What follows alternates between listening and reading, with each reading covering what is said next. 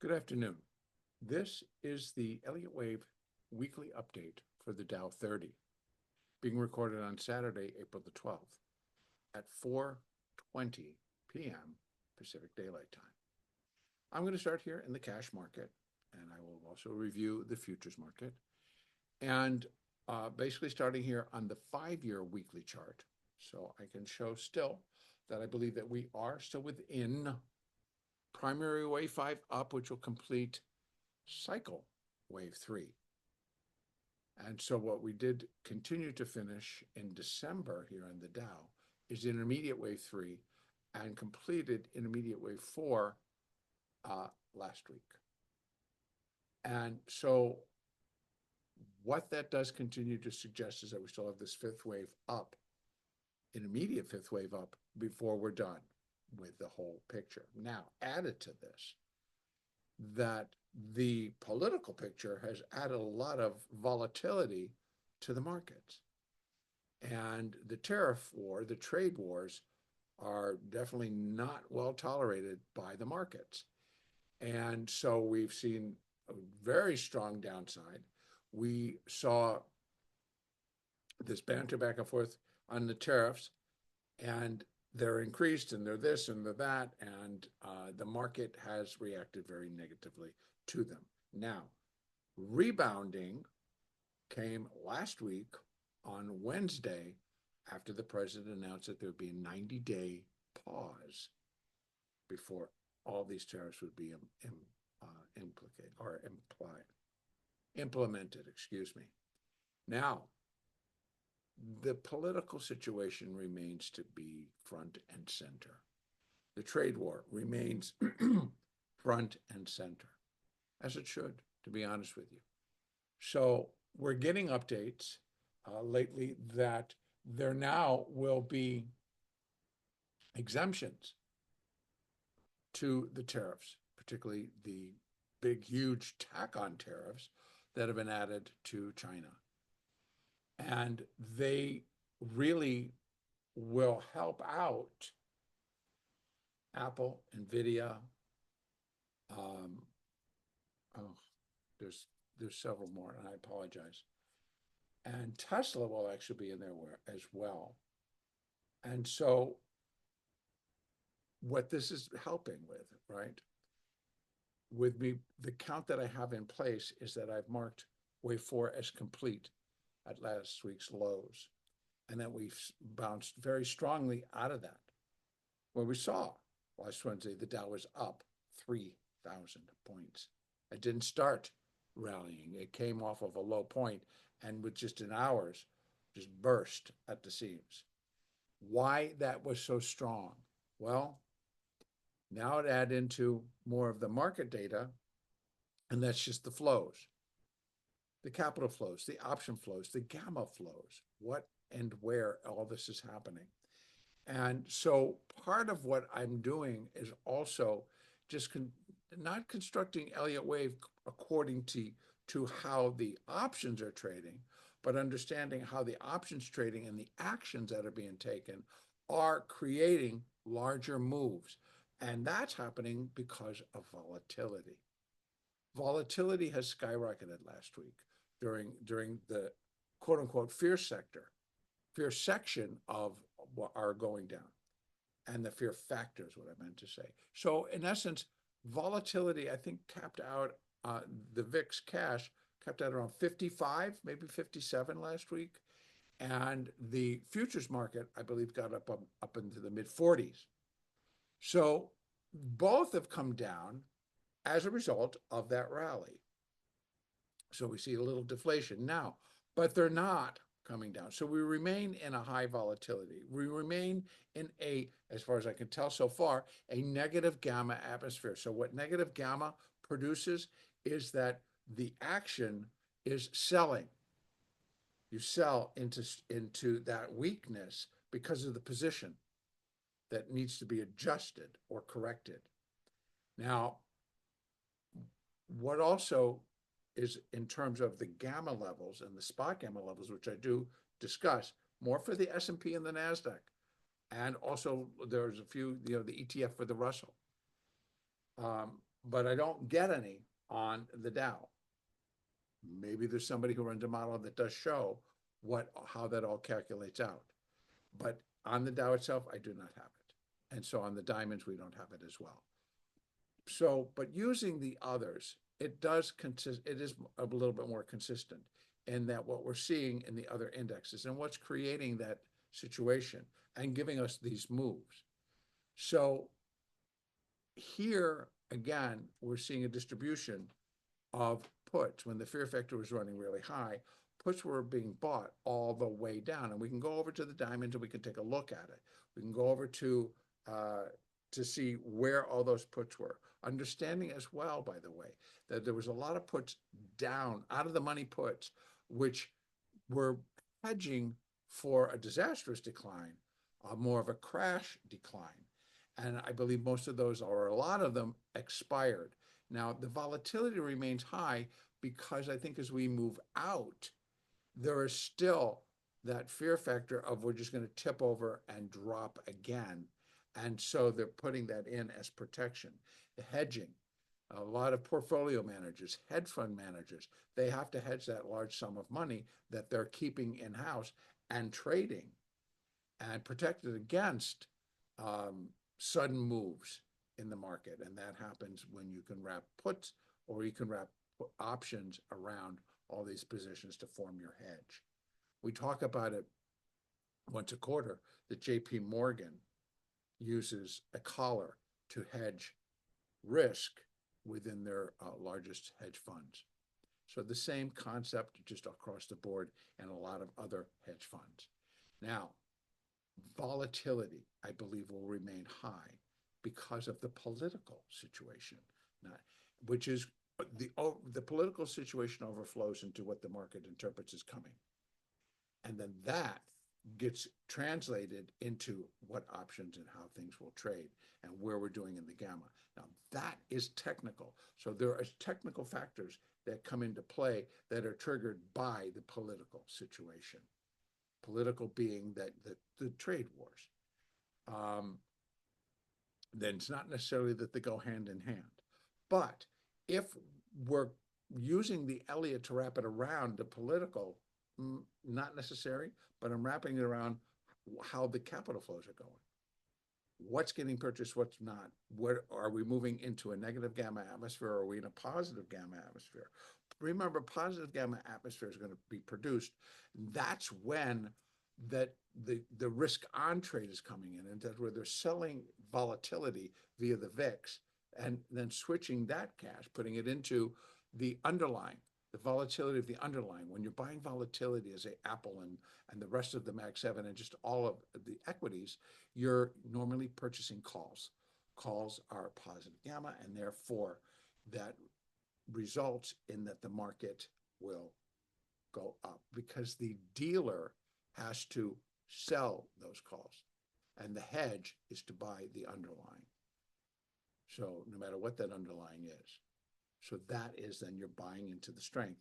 And the opposite of that is negative gamma, and that you're selling into the strength, into the weakness, excuse me. So keeping that in mind gives you a little bit of idea about the action, what's actually happening, why we're getting these big moves. Because the big moves are a result of the reaction to the tariffs the new tariffs that were put on, then the reaction to the the reciprocal tariffs that were put back on, then the reaction to, well, we're going to tack on another 50%, or whatever that percentage was. I mean, it's up at 145%. That is the tariff war between the United States and Canada. Goods to be received, goods to be sent. They're being tariffed, they're being taxed. And right or wrong, this is the reality. And the market is reacting. That situation remains very fluid. We got a 90-day reprieve or a 90-day pause. And so my thought process is that if the market's going to go up and produce an intermediate fifth wave, which is what would be, according to this chart, an intermediate fifth wave, it needed to have some type of smoothness put around it in terms of the geopolitical situation, right? That had to have a little bit of smooth edge on it, because right now it was just too live. It was too volatile. And so the 90-day pause is giving a little bit of a reprieve and a break to the market to regather and to readjust and to trade. So if that trade's going to remain going to the upside because there's a little bit of relaxation from this day to day, what's the next punch being thrown, or what really can happen, or what is being negotiated during this pause, and what's being negotiated, we just find out, are that there are going to be exemptions, tariff exemptions for smartphones, for computers, for chips, and for other things that are going to be very beneficial to Apple, to NVIDIA. And actually, yes, Tesla's actually been included in part of this exemption deal. And therefore, these are the stocks that I think could just start to rocket. Why? Because a lot of capital is going to get put back into them, even if it's for just the next 90 days. It shifts how people and how big money wants to trade. And if that interest comes in, where we see the volatility get cut a little bit, where they'll start to sell off the volatility and then start buying the underlying, but they're going to buy it via, say, Apple calls, NVIDIA calls, Tesla calls, etc. And the dealers then have to turn around, sell that, and then buy the underlying. So we get back into that pattern of you're buying into strength because of the volatility shift and what's being the capital flows. Now, that's the technical side of why we should rally. The reality side or the political side could tell you a different story, and that's going to keep us on our toes. And that they can do via the options. So the underlying thing to remember here is that these hedge funds are really very big. And they're there for the long term. And they buy and sell and they make adjustments, and different things get traded by the traders at these very large firms.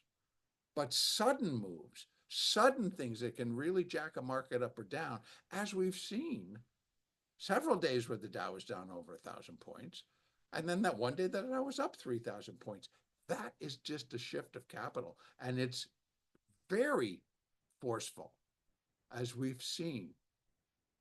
So with all of that in mind, to keep that upside energy flowing, we needed to get a little bit something smooth around all of this trade war stuff. And it came. Pause, 90 days. Friday night, tariff exemptions. So we're seeing bits and pieces where it starts to have a little benefit for a group within this sector, a group within that sector. And that's where the money will flow, right? Oh, you're not going to get hit so hard. So yes, you should have a little bit better earnings. Yes, we'll be able to afford your products. All of the talk that goes into why you want something, right? Okay, that takes place. We get to see a continuation to the upside. Maybe it'll give us enough. We have 90 days. If this count is going to be correct and move it, we have 90 days for it to come through. Because actually, what happens after 90 days? Either we won't have any tariffs, in which case we get an extended fifth wave up, or the tariffs get re-implemented and we come flying back down. The way the count is being constructed, after that time period, if wherever we are and they get re-implemented and there isn't any decided factors, or there is no agreements that are going to be reinstated, or there's no adjustments or whatever, if the tariffs are going to get re-implemented and going to get upped because of the tit for tat type stuff that may come out, who knows? But anyway, what we need to just keep on top of is this flow. So that's the whole purpose of what I'm talking about, are the capital flows and how they affect our counts and how they affect the larger count down to the smaller count. So with everything I just said in mind, having maybe a little bit of some clarity, maybe, I'm not sure, of how and why things get where they are on a technical basis, and what we can look for on a technical basis in terms of prices. Again, we're talking about where gamma lives. We're talking about what's getting hit really hard. We're never really referencing in, oh, well, their earnings report or this report or this is happening. It's really been surrounded by the tariffs. And the tariffs are a tax. Produces negative effects. All right, so on my weekly, I'm leaving that intermediate wave 3 up there. The alternate, or one of the alternates, is that it is primary 5 and cycle wave 3. So it's taking these degrees and upping them by 2. So instead of intermediate becomes cycle, right? 1 degree is to primary, the second degree is up to cycle. On the minor, taking it up 2. One takes it up to the intermediate, the second one takes it up to the primary. So it would be primary 5, cycle 3. And then you have to work it all, you can do it all the way down. So and on that basis, we'd be in a cycle 4 correction, and we'd be working on primary wave A. And this would be our window of where we're going to come. But I'm leaving it as I've counted previously, because we've given a 90-day window to finish it, basically. And if the technicals come in and support that, then we'll see. We might have a decent May. We might have a decent April. It might even go out into June, right? If they were implemented in April, that's May, June, July. So again, and there should be discussions in between, negotiations, whatever. How those are resulted, or who's going to come in and who's going to do what. I think everybody thinks that, or I think our administration thinks they're going to come and talk. They're going to negotiate with us. And it's like, you listen to the other side, they're like, no, we're not. We're not going to come in and negotiate with you. We'll have discussions, but retaliation is retaliation. The number 1 economy in the world is still the United States for right now. The number 2 is China. I think they would like to be number 1. So let me tell you, the bond market and the dollar are reflecting what China is doing.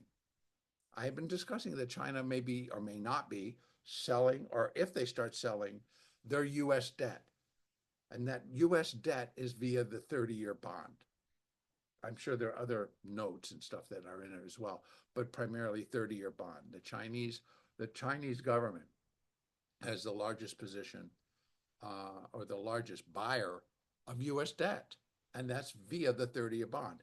There have been some very strong sales in the 30-year bond, and if you happen to notice, it's been going down. When the bond price goes down, the yield goes up.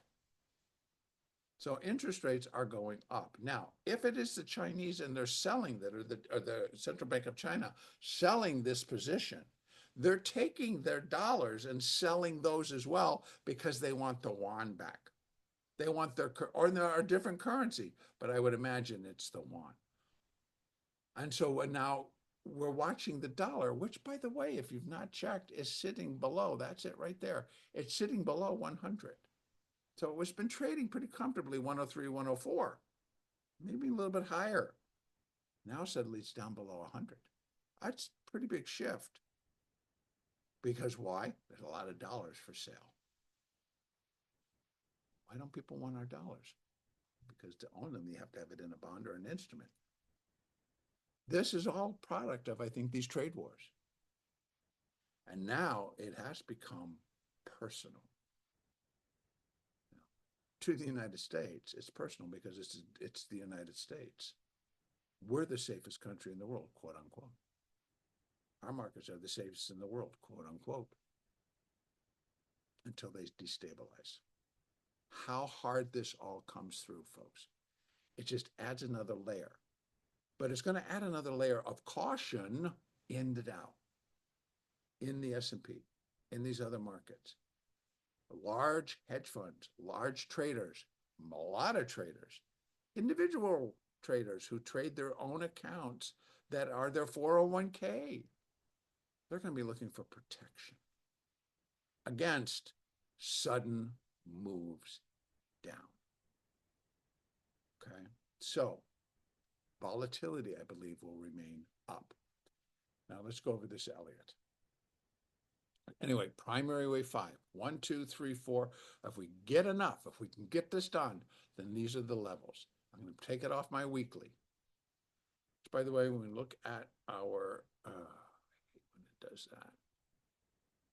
Let's go back. Let's try that. And let's go and try this one more time. The moving averages are all still moving lower. However, on the 5-year weekly, the 200 still on the bottom, then the 50, then the 20, then the 8, although the 8 is broken below the 20. So on a 5-year weekly, it's going to take a lot longer for this boat to turn. So right now, if I bring it down, our moving averages, if we just come down to the 3-week, the moving averages are still in alignment, except for the 8, which could turn and go back up quickly. They've still basically been in alignment to go up. Got to bring it down all the way to the daily. Now, in the daily, we have the 50 on top. We have the 20 crossing the 200. We got the 50 now cresting right there. So the Dow, even on the daily, is not all that positive just yet. Now, should it take that much longer? I hope not, because if the 50 stops and starts to turn higher, and the 20 and the 8, now see the 8's kind of done a little V bottom there. If it really starts to climb, that means, but we really got to get a rally going here in the Dow. Yes, that one day up 3,000 just put the shock into the 8 and it went bing. Now, okay, so let's keep it on the daily. What we're looking at here, and I know these kind of came out weird, but I tried to get them to move over to here, but they won't. What I'm looking at is that there's the intermediate wave 3, intermediate wave 4, minor wave 1 of intermediate wave 5 complete. Why am I doing that? Because that move was 3,000 points. Look and feel, the look and feel. The look is that it traveled up 3,000 points. Is that a minute wave 1 or is it a minor wave 1? My guess is that it's a minor wave 1. And then minor 2, we dropped the next day over 1,000 points. So it comes down and we do your fibs. It came down, I think, 50%. Works for me, right? So it's a wave 2, but is it a smaller degree? I don't think so, because why? Well, I got this outside pressure, which is telling me that if I really don't count this at the right level, then I'm going to be expecting much higher dump, much higher numbers. So I went and I've added the intermediate 5th wave on what those numbers should look like. And what I'm doing is I connect extensions using intermediate wave 1 over to intermediate wave 4. Now let me show you that. Intermediate wave 1 over to intermediate wave 4. This is still good. Larger than I would have anticipated, but it didn't break past below intermediate wave 1. So we're going to accept it. Again, versus the alternate, I'll accept this and give this market a chance to have a little bit more upside. Now, I'm going to bring it down here so we can break into what this looks like. So here we are. Now we're inside of this. There's minute 1, 2, 3, 4, 5. There is wave C, 5 of C of 4. Now, you may ask, gee, how did you come up with that, Michael? And we're counting it as an ABC up. I'm going to take this down, look at the line chart. See what it did? This really was the failure, but it probably should be over here. Because this wave was definitely, from there to there was 5 up. So I could see why people are saying ABC. I get that. I definitely get that. But I'm thinking that wave 5 did end in a small, a small failure to wave 3. But actually, I could put it here. I'm putting it where I'm using this chart to put it where I believe it should be, where that low is. Actually, I should move it over to here. The 3, the 4, and the 5. But I've left it there, and I just need to double check as to why I did that, because it is there. It's on the 8th, not the 9th. If I take it over to the line chart, it's on the 9th. Is it the 9th? No, it's the 8th. So I did mark it in the right place. And then we started to go up. And then if I come down and I just look at it on my hourly chart, and I go back over and put up the bar chart again, then you can see 1, 2, 3, 4, 5. See, 1, 2, 3, 4, 5, instead of A, B, and then a C. So I counted so I can complete my intermediate wave 4 and not call it an ABC, because then what is all that came before it? So it does count out better. It leaves us in a better position it opens the door for a move higher. But now we're looking at what the potential of a minor third wave would be. 1.618 just brings us back to 44,095. Now, take it out just a little bit. Let me put it on the daily. You know, we got ABC, that's done. We got 1, we got 2, we're coming up in a third. 100%, 1.618 takes us to 44,095. Well, these highs are just above 45,000, right? All time. So I think wave 3 should come at better than 100% because I want that little bit more for security that wave 3 won't be the smallest wave. And if anything, wave 1 will be the smallest because we're still leaving the door open for wave 5 to shoot wherever it wants to go. So that's something a little bit more than 100%. We come down in a 4, we go back up in a 5. Now, these are for that intermediate wave 5. 100%, where wave 1 equals 5, comes in at 42,663. Right now, the way that I'm counting this, I don't think so. It might be wave 3. All right, there we have the 100%. That's a little bit better. It gives me that little extra more cushion. And then I come down in a 4, go back up in a 5. This could produce a failure, but it wouldn't be applicable because it would be connected to the third. So we would have a different set that I'm sure would come in between these two places. Again, all intermediate wave 5 needs to do is get itself above the current all-time high. And that is right now at 45,073. But for a long time, I thought that the Dow really needs to give it a push to get up to 46,000. Well, that would be 1.618. I could put in some different ones as well. But again, failure really does kind of put itself front and center. Wave 5 can fail as simply as wave 5 failed down here because we got that news. Oh, by the way, I'm going to pause this for 90 days, get out of the way. Oh, by the way, all bets are off.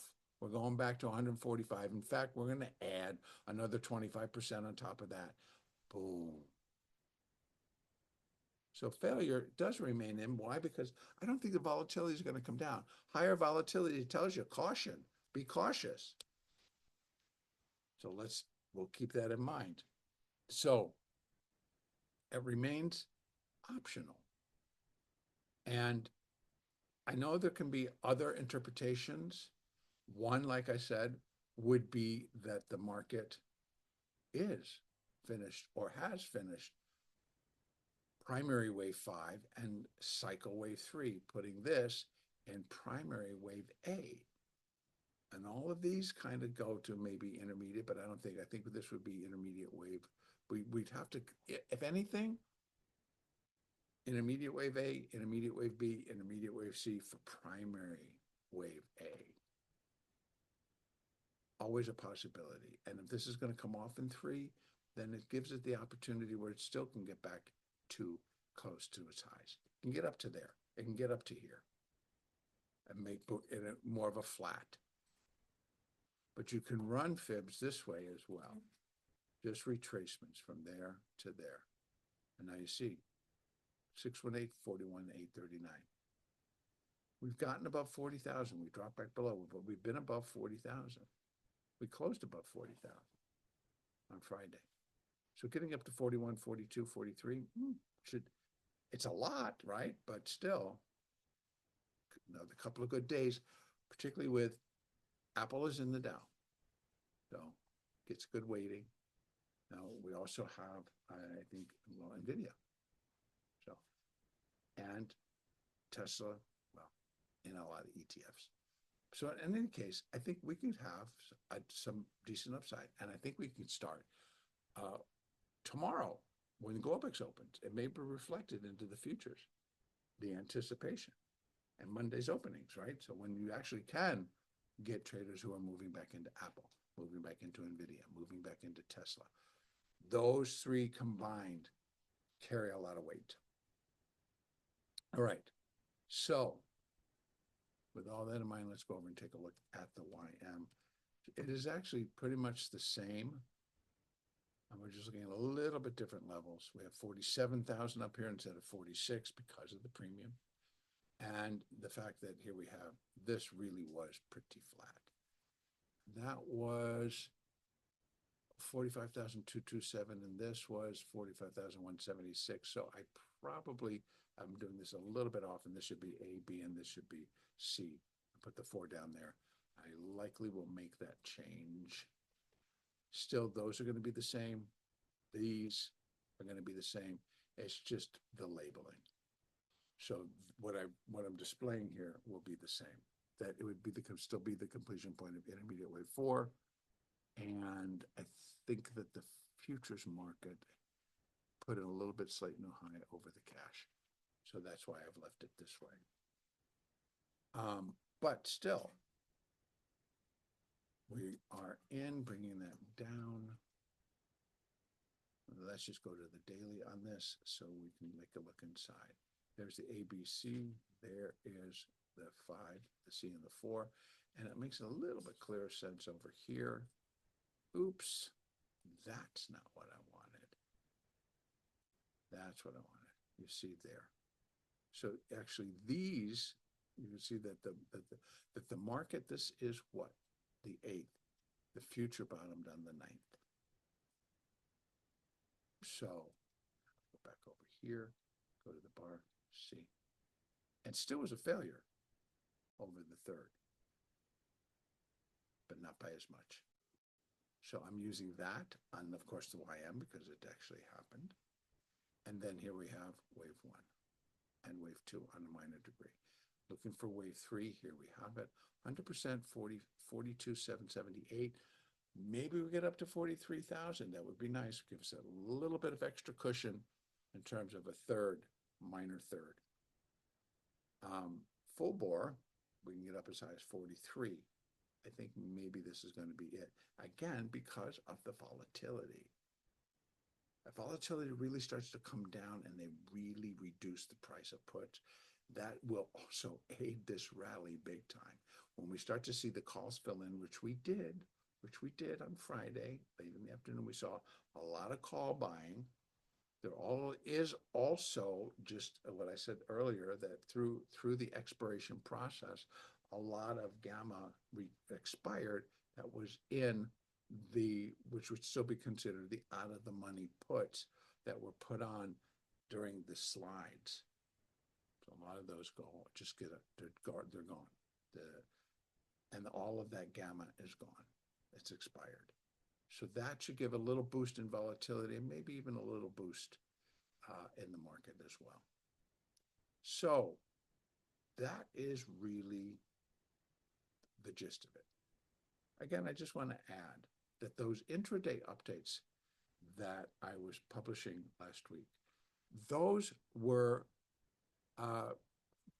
they are a part of the memberships, the YouTube memberships. And that's where they're going to be included. I put them out on last week because A, it was necessary, but B, to just put it out that this is what will be included in the memberships at all membership levels, by the way. And so if you go into the description area, that always has to be included with our things, look at the description. Underneath it says join this channel. And there, if you go there, you will be taken to the YouTube spot where you can choose either a bronze or a silver, and both the intraday updates will be included in the bronze subscription, all subscription levels. Right now, the bronze level is $14.99 a month. The silver level is $24.99 a month. And a lot of them, people say, well, I can't afford that. It's like, I'm sorry, but this is my work. And so I'm just feeling it's like, I have to break away from what I'm doing. Not that this isn't something I don't enjoy. I feel it's necessary to give my information to subscribers who are looking towards my work to help them, guide them through what's happening. And that's why. So it's like, yes, if I could just sit here and say, give it away, I'd have to think, it's like, well, there are a lot of things I could be doing other than, this. So it becomes, yes, it does become about money because of the time factor. And And just it's a lot of work.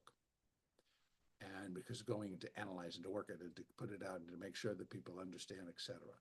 And so again, I'm including it in the memberships. And again, bronze, $14.99, silver, $24.99. And in the silver edition and silver membership, you get a morning update, you get an intraday should it occur, and you also get the daily. And the bronze, the daily and the weekly, by the way. And in the bronze, it's just the daily and the weekly, plus the intraday. All right, enough said. If you have an interest, go to the section that says join this channel. It's right in the description. It's just been left there. And then you'll be taken to YouTube and you can choose. Thank you. And the next update on the Dow will be next week.